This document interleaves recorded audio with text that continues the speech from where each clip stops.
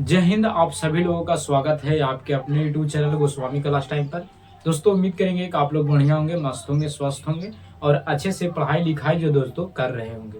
तो दोस्तों फिर से आज की इस वीडियो में हम लोग क्लास 10th के मैथ का वैसे महत्वपूर्ण सवाल को दोस्तों हम आपके बीच में लेके आए हैं, जो आपको 18 फरवरी के एग्जाम में जो दोस्तों पूछे जाएंगे। ठीक है, तो दोस्तों हम इस वीडियो में आपको त्रिभुज का क्षेत्रफल निकालने के लिए जो दोस्तों सिखाएंगे और ये सवाल दोस्तों दीर्घ प्रश्न और लघु उत्तरीय प्रश्न दोनों में पूछे जाते हैं। ठीक है, तो चलिए इस वीडियो को शुरू करते हैं। तो दोस्तों आपको सवाल रहेगा कि उस त्रिभुज का क्षेत्रफल ज्ञात करें जिसके शीर्षक 3 4 और फिर -4 3 तथा 8 6 है। ठीक है, तो इस प्रकार से आपको सवाल रहेंगे। ठीक है, और ऐसे सवाल आपको सिर्फ 5 नंबर यानी दीर्घ उत्तरीय प्रश्न पूछते हैं और कभी कल यानी लघु उत्तरीय प्रश्न भी पूछ दिया जाता है। ठीक है, तो हम इस वीडियो में दोनों आपको कंप्लीट कर देंगे, चाहे तो आप दीर्घ उत्तरीय से बनाइए, चाहे तो आप लघु उत्तरीय से बनाइए। ठीक है, कोई में भी पूछ देगा, बस इस वीडियो को आप देख लीजिए शुरू से अंत तक, आपको पूरा क्लियर हो जाएगा। ठीक है, तो दोस्तों इसको क्या करेंगे, लिखे हल करेंगे। क्या करेंगे, हल करेंगे।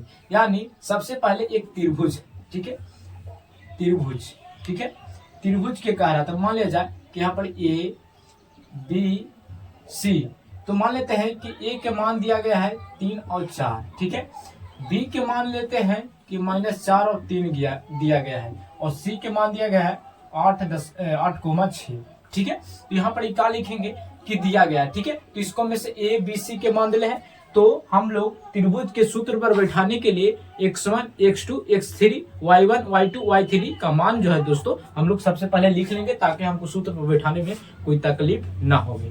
ठीक है, तो यहाँ पर क्या कीजिए, यहाँ पर a के मान दिले हैं, तो यहाँ पर x1 के मान कितना हो जाएगा, तो 3 हो जाएगा। ठीक है, अगर y1 के बात किया जाए तो ये हो जाएगा 4 हो जाएगा। ठीक है, अगर बात किया जाए b में, तो b में x2 के मान कितना हो जाएगा, तो -4 हो जाएगा और y2 के मान कितना हो जाएगा, तो 3 हो जाएगा। ठीक है, c में बात किया जाए तो x3 के मान कितना हो जाएगा, 8 हो जाएगा और y3 के मान कितना हो जाएगा, 6 हो जाएगा। इस प्रकार से आप पहले लिख दीजिएगा, ताकि आपको सूत्र पर बैठाने में कोई प्रॉब्लम ना हो। ठीक है, तो जो शुरू रहेगा x1 x2 x3 y1 y2 y3 हो जाएगा। ठीक है, इस तरह से आप मान लीजिएगा। उसके बाद क्या कीजिएगा कि आप डायरेक्ट लगा दीजिएगा त्रिभुज। क्या आप लगाइएगा, त्रिभुज, क्या फिर लगाइएगा, लिखिएगा आप, लिख दीजिएगा आप। ठीक है, जरा सजा कर बनाइएगा, तभी जो दोस्तों आपको पूरा में पूरा नंबर दोस्तों मिलेगा।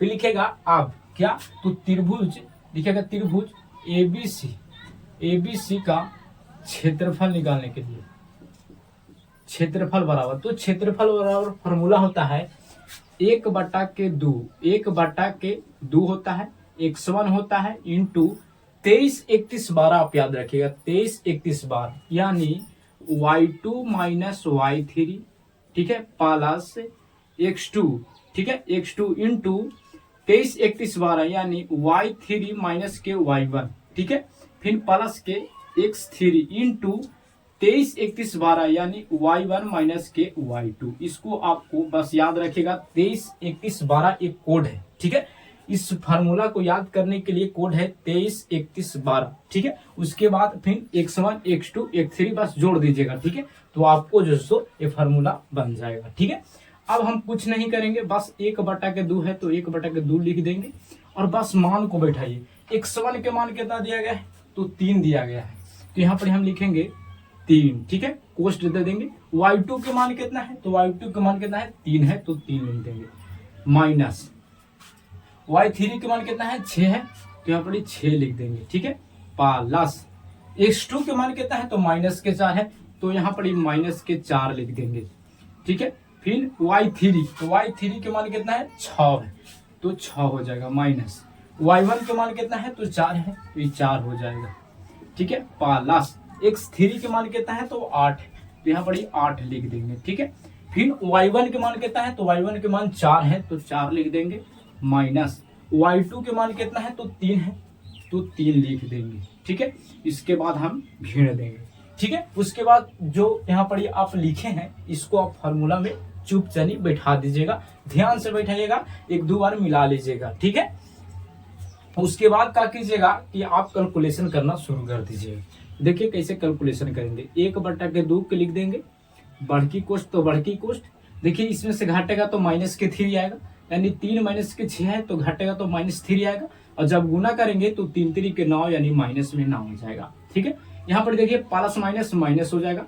ठीक है, माइनस हो गया यानी 4 हो जाएगा, घटेगा तो 2, 4 दूनी के 8 हो जाएगा, बीच में प्लस का प्लस, 4 में से 3 जाएगा तो 1 बचेगा, 1 में 8 से गुना करेंगे तो 8 हो जाएगा। ठीक है, उसके बाद यहाँ पर ध्यान दीजिएगा 1 बटा के 2 हो गया। ठीक है, यहाँ पर ध्यान दीजिएगा ये प्लस ये माइनस में, प्लस में जब प्लस माइनस रहता है तो घटता है तो कितना जाता है 0, तो कितना आ गया तो माइनस के 9 आ गया। आप क्या करेंगे, कोष्ट को हटाएंगे तो 1 बटा के 2 गुना हो जाएगा माइनस के 9।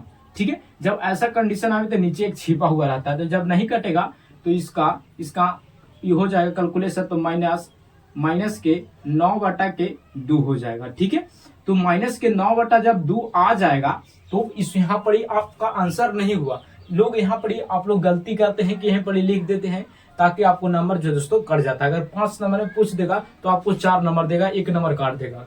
क्यों काटेगा, क्योंकि जब भी त्रिभुज का क्षेत्रफल जो होता है वो पॉजिटिव यानी धनात्मक में होता है, ऋणात्मक में नहीं होता है। इसको ऋणात्मक में करने के लिए क्या करेंगे कि जो माइनस के 9 बटा के 2 आया इसको पर हम मोड चढ़ा देंगे। क्या चढ़ा देंगे, मोड चढ़ा देंगे। जब मोड चढ़ा देंगे तो पॉजिटिव में आ जाएगा, यानी 9 बटा के 2 जो दोस्तों ये आपका आंसर हो गया। यानी अगर आपसे पूछेंगे कि इतना शीर्षक त्रिभुज के क्षेत्रफल कितना होगा तो 9 बटा के 2 हो जाएगा। ठीक है, तो दोस्तों इस प्रकार से अगर आप बनाइएगा एकदम साफ साफ फ्रेश तब जाके जो दोस्तों आपको कितना नंबर मिलेगा। अगर आपको दीर्घ उत्तरीय में पूछेंगे तो 5 नंबर मिलेगा, अगर लघु उत्तरीय में पूछेंगे तो आपको 2 नंबर मिलेगा। ठीक है, तो दोस्तों अगर आपको ये वीडियो पसंद आया होगा तो आप इस वीडियो को लाइक जरूर कीजिएगा। अगर आप चैनल पर पहली बार होंगे तो चैनल को भी सब्सक्राइब कर लीजिएगा, क्योंकि इसी तरह का वीडियो जो दोस्तों आपको लगातार मिलता रहेगा। ठीक है, तो दोस्तों मिलेंगे अगले वीडियो में। जय हिंद, धन्यवाद।